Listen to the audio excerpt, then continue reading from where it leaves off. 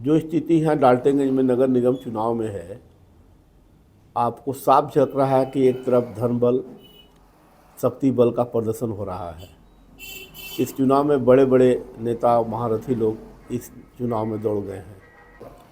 बड़े बड़े नेता पक्ष का, विपक्ष का सब मैदान में आ गए हैं। अब खुला नंगा नाच पैसा का हो रहा है। हर आदमी को 1000-2000 दे के साथ में घुमाया जा रहा है और डाल्टनगंज की स्थिति बहुत भयानक हो गई है। डाल्टनगंज की जो समस्या है उस पर कोई बात ही नहीं कर रहा है। आप देख रहे हैं कि डाल्टनगंज शहर में गुंडागर्दी इतना बढ़ गई है कि घर तोड़ दिया जा रहा है। कोई इसके बारे में कुछ नहीं आवाज़ उठा रहा है, चाहे पक्ष के लोग हों, चाहे विपक्ष के लोग हों, चाहे सरकार के लोग हों, जो भी हो, इस पर कोई नहीं बोल रहा है। गरीब आदमी त्रस्त है, इंसाफ मांगने कहाँ जाए।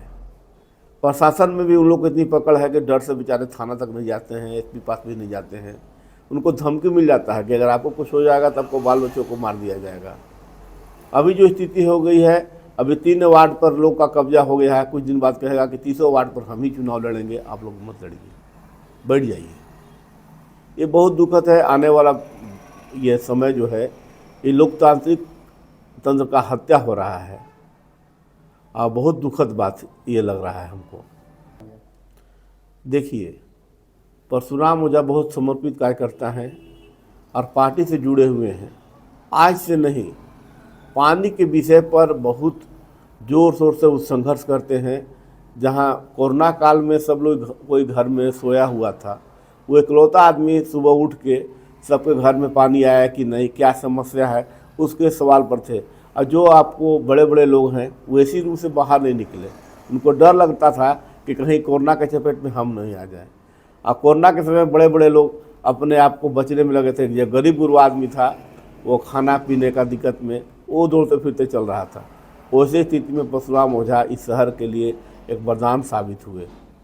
नदी तालाब का जो स्थिति है, तालाब का पैसा का बंदरबाट हुआ, जिसमें सब लोग, यहाँ का एमएलए, यहाँ का एमपी, यहाँ का डिप्टी मेयर, वो भी शामिल थे, लेकिन कोई भी इस पर सुधार नहीं किया।